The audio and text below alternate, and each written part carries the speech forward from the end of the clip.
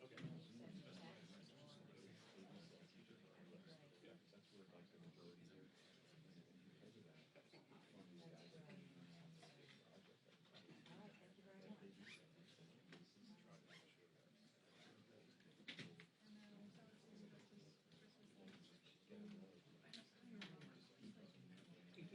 Tell the guy.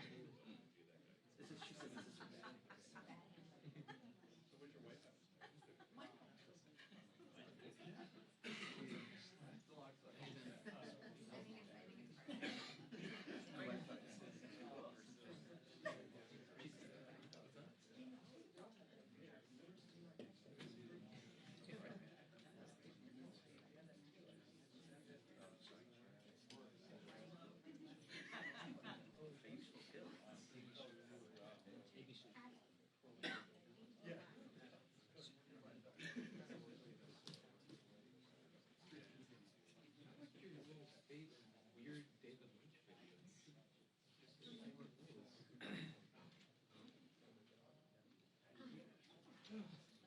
The one with the flash, the wedding lights. Yeah.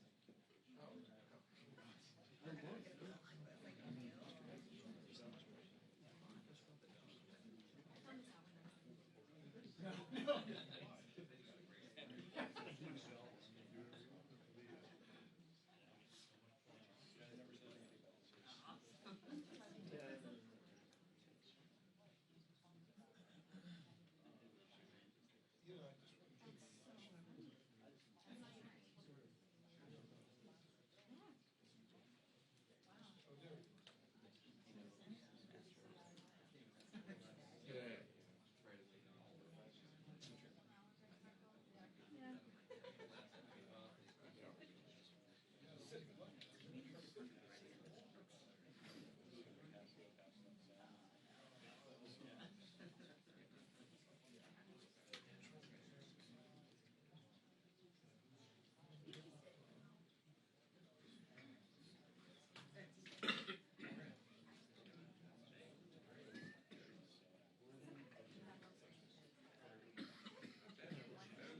I'm sorry. I apologize.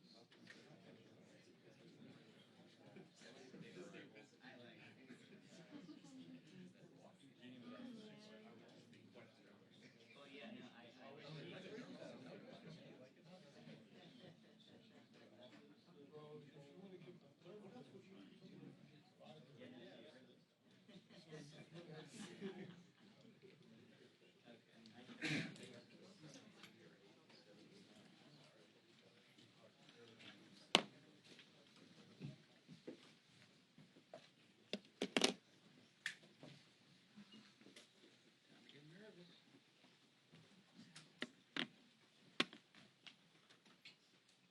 soon.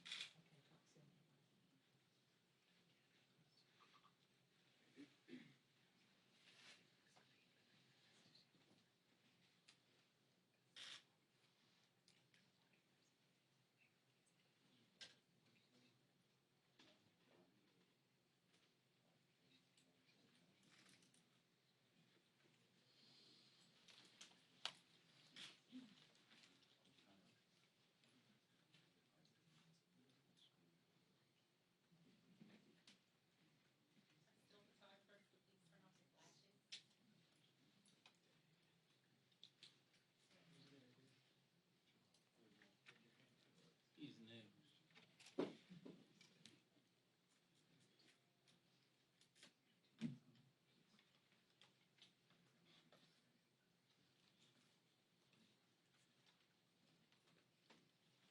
We'll get started in 2 minutes.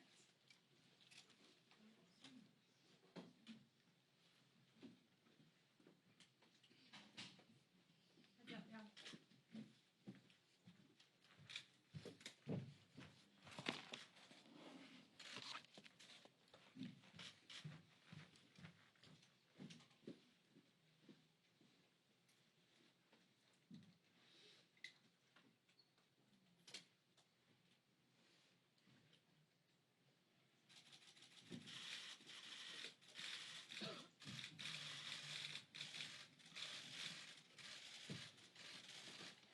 Good morning, everyone.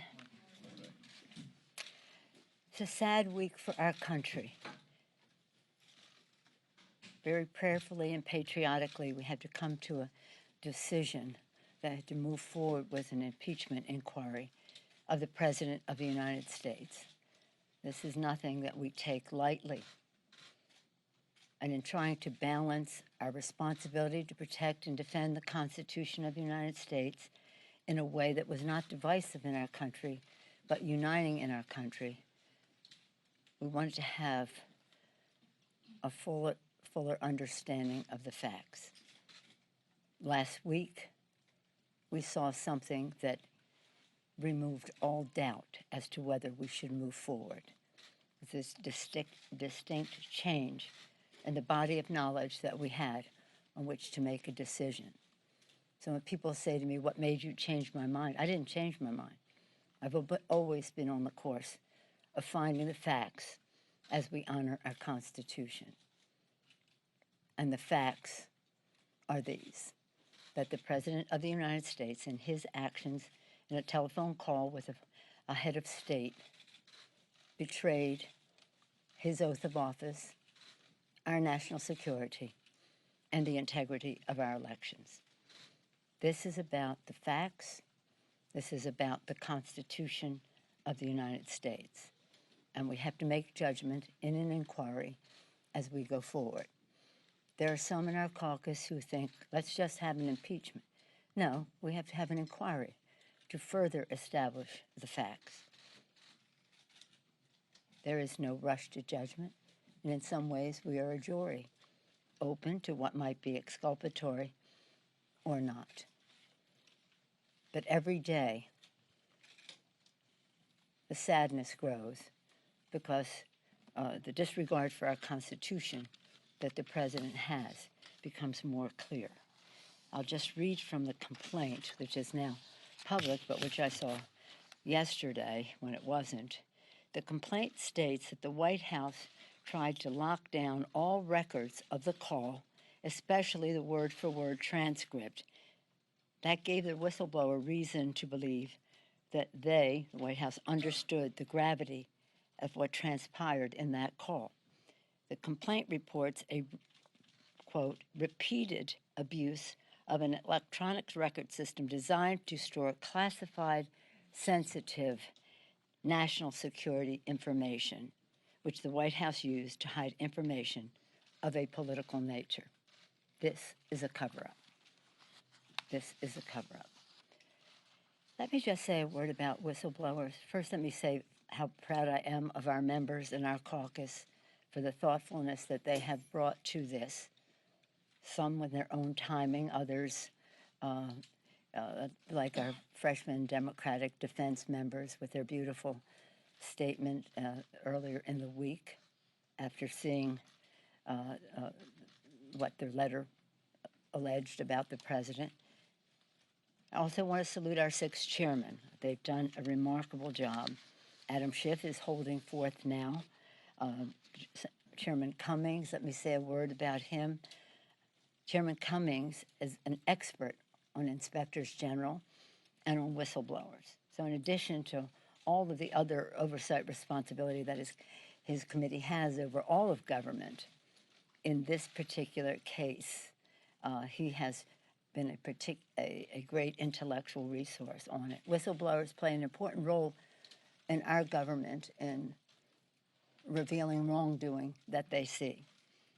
I've been an important part of writing bills to protect whistleblowers from retaliation, and that's what we hope to do in this case as well, protect the whistleblower reporting wrongdoing from retaliation.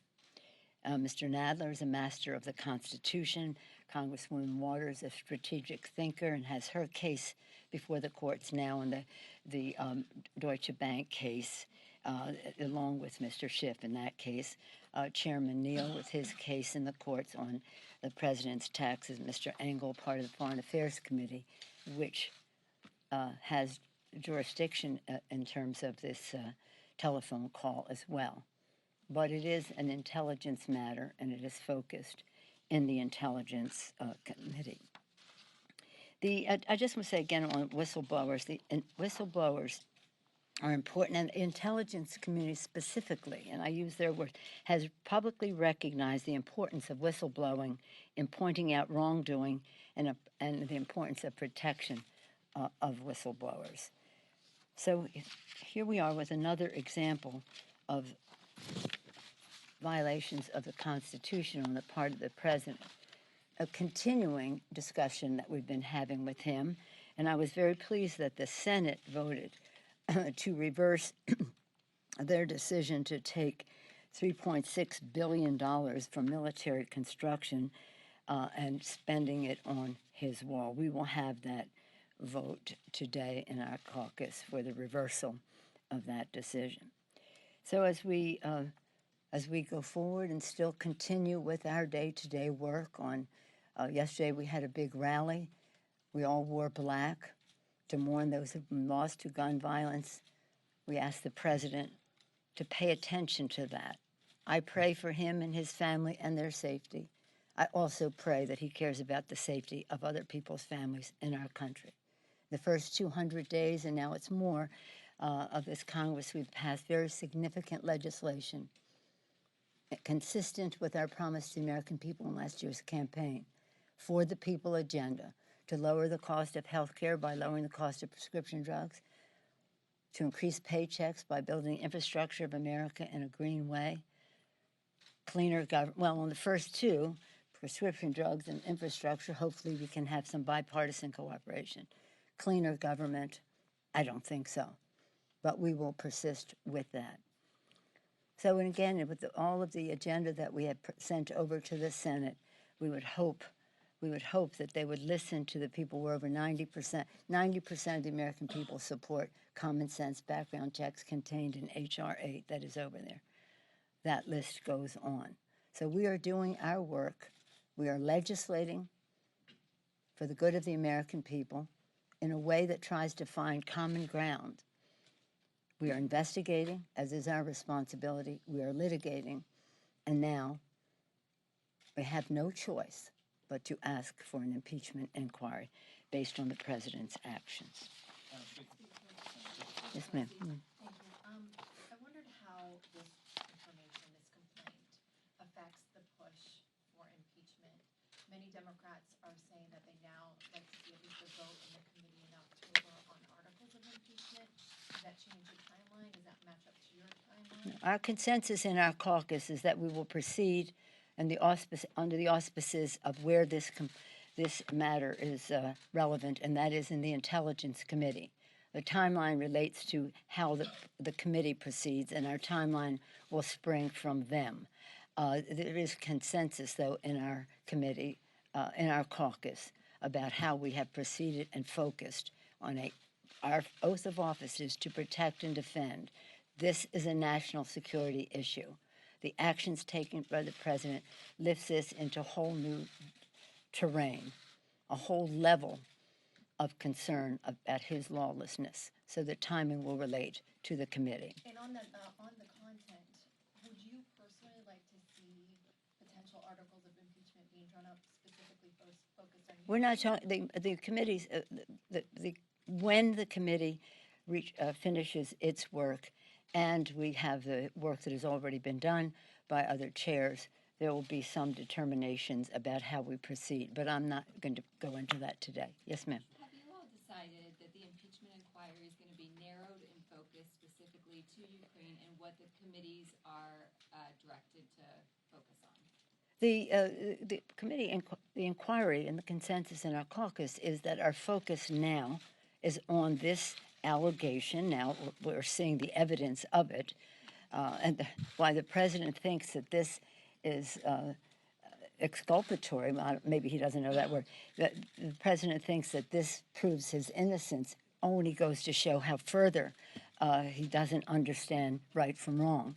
So it isn't about what we. This is the focus of the moment because this is the charge. All of the other work that relates to abuse of power, ignoring subpoenas of government, of Congress, contempt of Congress by him, those things will be considered later. But right now, we're in the inquiring stage. So that's why I said let's not make any conclusions about articles of impeachment or anything else. We have to get the facts. Yes, Chad. Thank you, Madam Speaker.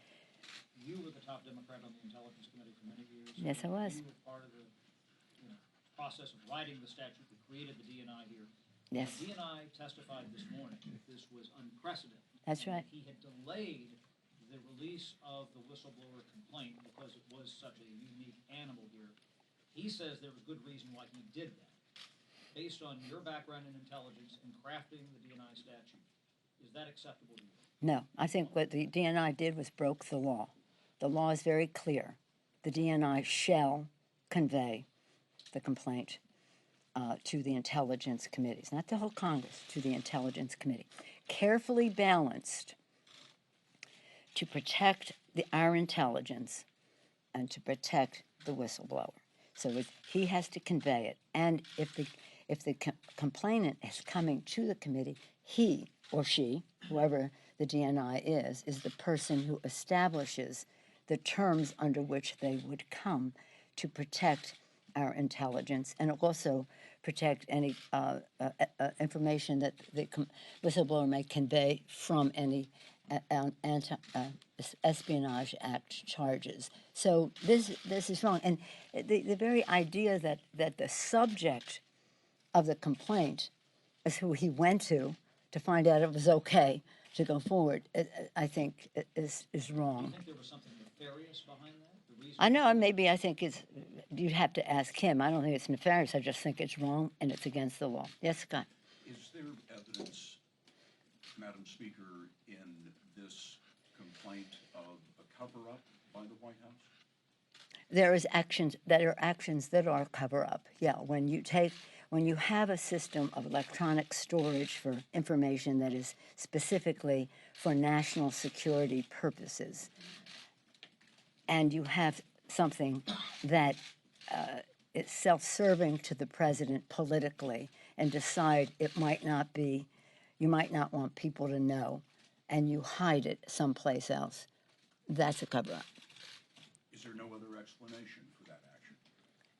It's not only happened that one time. My understanding is that it may have happened before, but that's not there. Whatever other explanation there might be, an explanation is also that it is a cover-up. And the president has been engaged in a cover-up all along. Why else would he be obstructing the courts, as they have ruled in our favor, to release the information about the Deutsche Bank and his records there, the Mazer, his accountant, and the records there, taxes and the records there. The whole emoluments issue is not a cover-up. That's self-evident. But a lot of it still contributes to the idea that the president believes that he is above the law being the Constitution of the United States, which strictly forbids a president from accepting an emolument from a foreign government. And now he's asking a foreign government to help him in his election.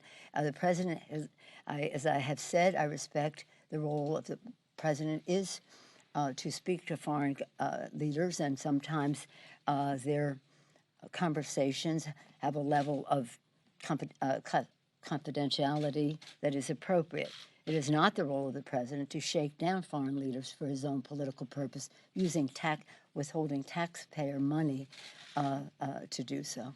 Finally, if I may, do you anticipate the committee calling witnesses from the White House, and what message? That I can't speak for the committee, Scott. I can't speak for the committee. That's going to be up to their decisions. What Yeah. message do you have to the White House regarding cooperation with the committee? Speak truth. Speak truth, but no truth. And believe me, I'm very prayerful about this. This is a heavy decision to go down this path. For some people, it was easier. They thought the transgressions were self-evident. I thought we needed more facts to show the American people as to why this was necessary. But last week, use any metaphor you want. Crossing the Rubicon, a new day has dawned, Aliyah, yes, which is what they said when they crossed the Rubicon. Any analogy, we are at a different level of lawlessness that is self-evident to the American people, which is clearer than saying the president obstructed Congress because he wouldn't let us see these records. Because we can't see the records, we can't show the public what the president is hiding. So as long as he keeps obstructing, and in this case, because of a whistleblower, we have this access, then we have a heightened responsibility to act upon those facts. But as we go forward, I was 7 years. I mean, we talk about my 25 years of intelligence. I was 7 years, longer than anybody in Congress, on the Ethics Committee. And on the Ethics Committee, we were trained. It's about the facts and the law, and in that case, the rules of the House. Nothing else matters. So if you have disappointment about the president being cowardly about gun violence prevention and not wanting to offend 10% of the nation who are not in support of a gun violence, or cruel in terms of dreamers or trans, or in denial about climate change. The list goes on, in opposition to a woman's right to choose, Violence Against Women Act, equal pay for equal work, any of those things. If you have your disagreements with the president, save that for the election. That has nothing to do with the impeachment. The impeachment are about the facts of his actions and his lawlessness, which he considers a virtue, apparently, thinks this letter's good, and the Constitution of the United States.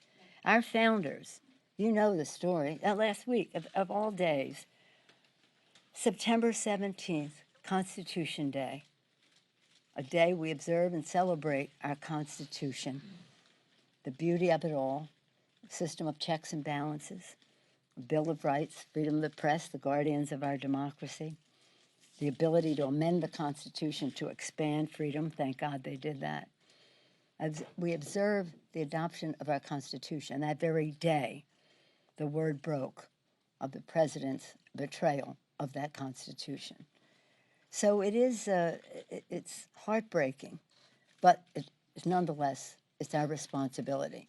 Because the beauty of the Constitution is a system of checks and balances, 3 co-equal branches of government, which will be a check on each other. And the president declaring Article 2, the executive branch, says I can do whatever I want. That's not what the Constitution says. Perhaps he is ill-advised, perhaps he doesn't know, but in any event, we do. And that is that the Article 2 does not make anyone a king. That's exactly what our founders avoided. So said Benjamin Franklin when he came out of an Independence Hall steps, and they said, Dr. Franklin, what do we have, a monarchy or a republic? A republic. He said, a republic, if we can keep it. Well, it is our responsibility to keep it. And as you've heard me say, many of you, the times have found us.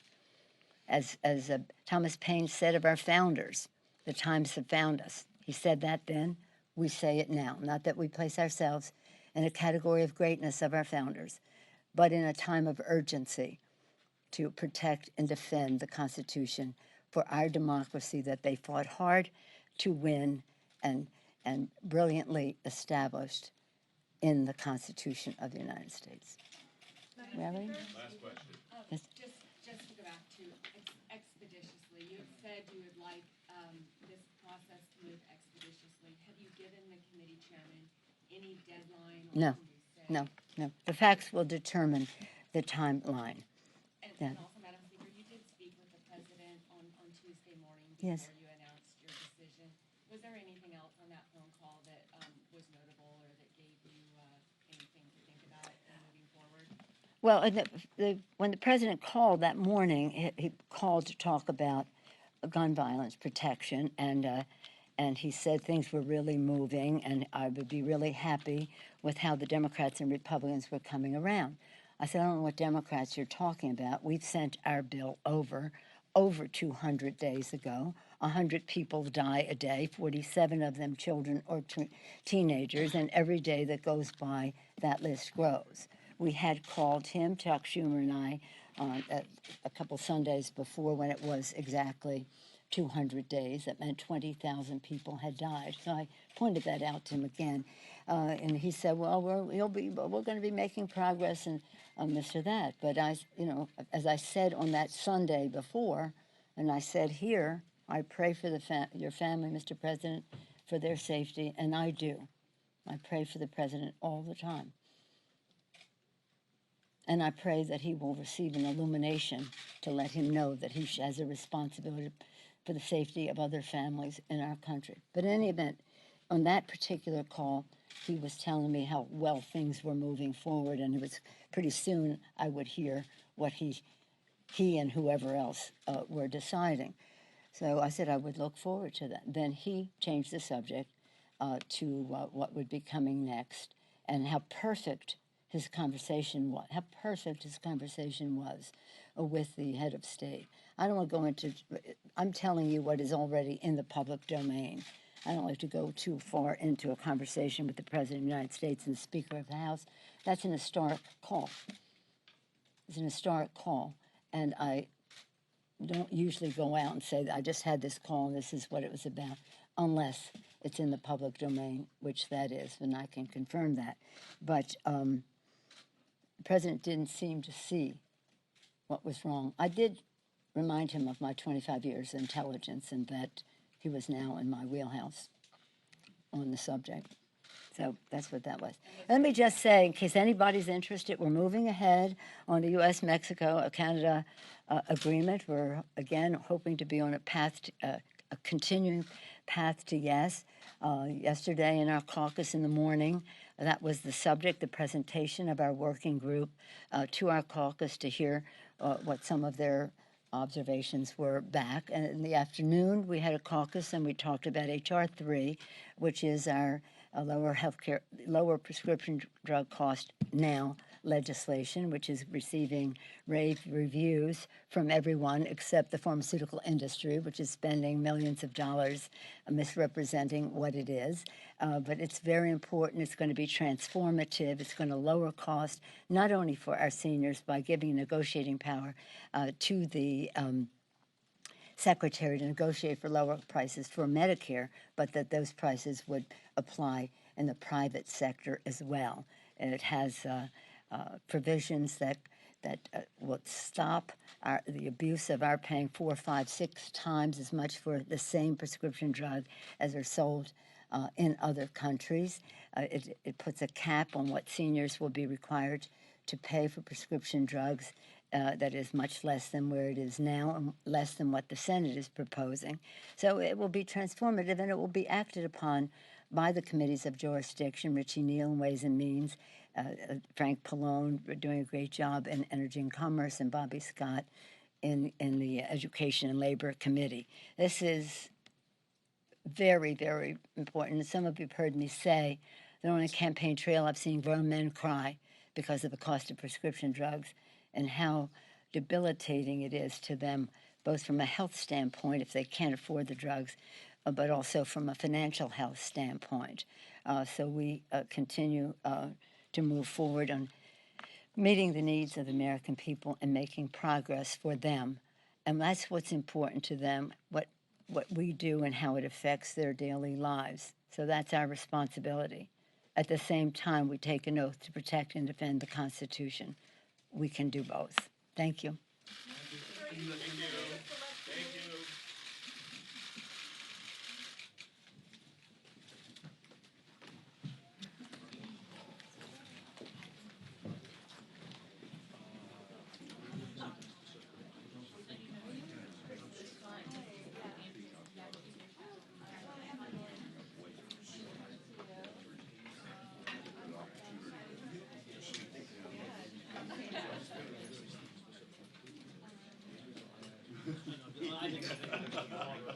Are you doing it?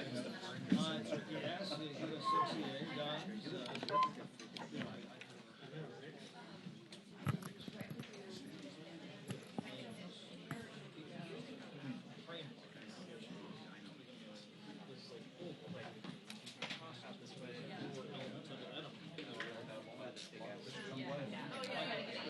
Okay, thank you. Because they're doing another presser here after, right? Yeah. I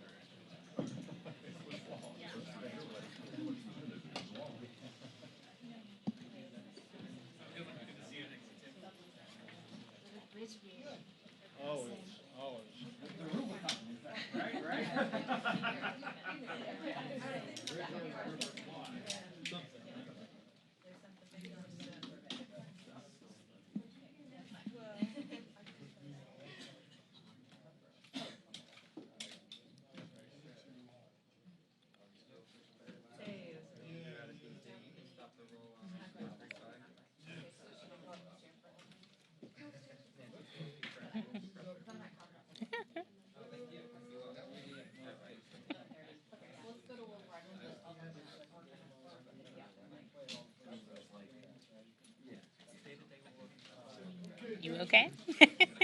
You're good.